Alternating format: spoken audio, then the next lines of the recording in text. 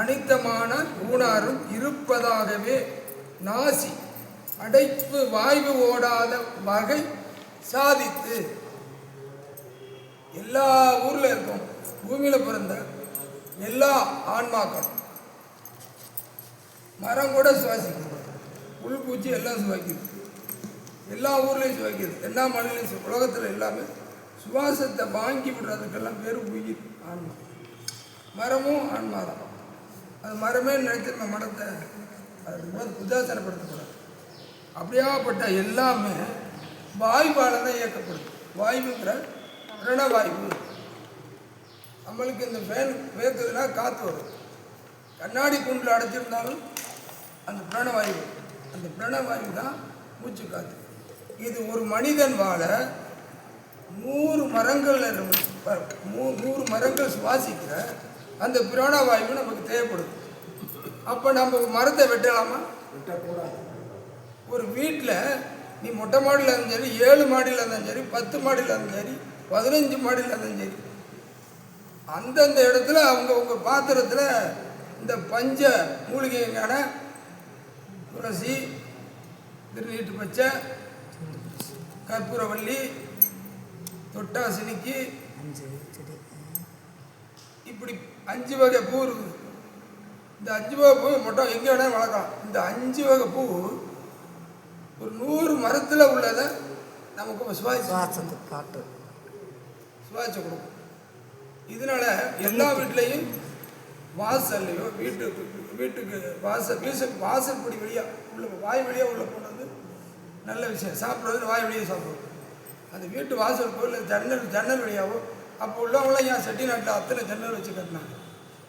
அத்தனை ஜன்னல் வச்சு கட்டுற வழியாகவும் அந்த வாயு உள்ளே போகும். சின்ன குழந்தைகள் கர்ப்பமாக இருக்கிறவங்க சுவாசம் ஈஸியாகும். இதில் கற்றாழை, சோற்று கற்றாழை இருக்கு பாருங்க, அதுவும் இந்த 5 பஞ்சு மொழியில் ஒன்று வச்சுக்கலாம். அதை கட்டி தொங்க விடக்கூடாது. எவனோ ஒருத்தன் சட்டி இல்லாமல் வெட்டி கட்டிட்டான், அது உயிர் இருக்க வரைக்கும் துளுத்துட்டு இருக்க மாதிரில இருக்கும். அப்புறம் செத்துப்போம். மண்ணில் வாழை மேலே கட்டி விட்டால் பாவமா முடியுமா? பாவம் தானே. அதனால் அது வாசப்படி ஜன்னலுக்கு ஜன்னல், அதுதான் அதிக பிராணவாயு போகும். சோற்று கற்றாழை இதெல்லாம் நமக்கு தேவையான. இப்படி நீ மனுஷனாக இருக்கிற நீ அந்த அனித்தமான ஊரில் வாழ்கிற அடைத்து வாய் ஓடாத வகை சாதித்து. அதை ஓடாமல் அதை எங்கெங்கே ஓட விடணும், மூச்சு அடைக்கணும், இந்த கிரியெல்லாம் செய்யணும், எல்லா செடிகளுக்கும் தண்ணி ஊற்றணும். தண்ணி ஊற்றினா தான் நமக்கு தரும். அதுபோல் அதை நீ அதனால் என்ன சாதிச்சுக்கிற? இதெல்லாம் இல்லாமல் அவத்திலே குழாவி மூடி குசித்து வாடும் ஆசாய அசட்டி யோகி ஆகாமல் மலமாயம். இது மலமாயம். அசட்டி யோகின்னா யோகி என்ன, நான் எத்தனையோ ஆண்டுகள் தவறு இருந்து சாமி நேராகவே பார்ப்பேன். சுயநலம் தானே.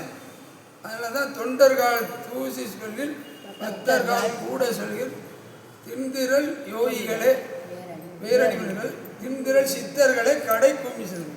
சித்தர்களை கடைசியிலே வைக்கிறான்னா அவ்வளோ பேரையும் முன்னாடி விட்டு நீங்கள் பின்னாடி இருந்து பாதுகாப்பு கொடுங்க. ஏன்னா நீங்கள் இறைவனை சுயநலமாகவே இது வரைக்கும் பாய்ச்சிக்கிட்டு இருந்துச்சு. நான் உண்டு, என் ஜாமி உண்டு, நான் சீக்கிரம் முத்தி அடைஞ்சுப்போம், நான் மட்டும் ஜாமிப்போம், எல்லாருக்கும் காட்டணும். ஒரு மரம் ஒரே இடத்துல இருந்துக்கிட்டு பக்தி செய்யுது. மரத்தை கொடுக்குது, நிழலை கொடுக்குது, கனியை கொடுக்குது, காய கொடுக்குது. அது மாதிரி இல்லாமல் நான் மட்டும் பொசிக்கிறது கூடாது. அதுமாதிரி அசட்டி அந்த மாதிரி ஆகாதுங்க, பிரயோஜனமாக வாழுங்க அப்படின்னு இந்த பதிகத்தில் சொல்கிறார். வெற்றிவேல் முருகனுக்கு